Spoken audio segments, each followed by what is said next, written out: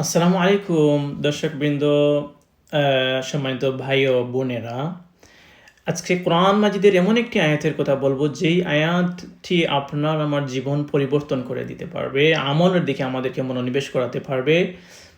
সেই আয়াতটি হচ্ছে সূরা আবাসার 34 নম্বর আয়াত। আল্লাহ রাব্বুল আলামিন সেই আয়াতে বলছেন যে ইয়াউমা ইয়াফিরুল মারউ মিন আখিহি, সেই দিন ভাই ভাই থেকে পলায়ন করবে, অর্থাৎ কিয়ামতের ময়দানে ভাই ভাইয়ের দিকে তাকানোর সুযোগ পাবে না, যার যার নাফসি নাফসি নিয়ে ব্যস্ত থাকবে। দেখেন বন্ধুরা, দুনিয়াতে আমি যদি বিপদে পড়ি, আপনি যদি বিপদে পড়েন, আপনার আমার আপন ভাই সবার আগে এগিয়ে আসবেন এবং জান প্রাণ দিয়ে আমাদেরকে রক্ষা করবেন। কিন্তু সেই ভয়াল ময়দানে কেউ কারো দিকে তাকানোর সুযোগ পাবে না। সেজন্য আপনাদেরকে বলছি,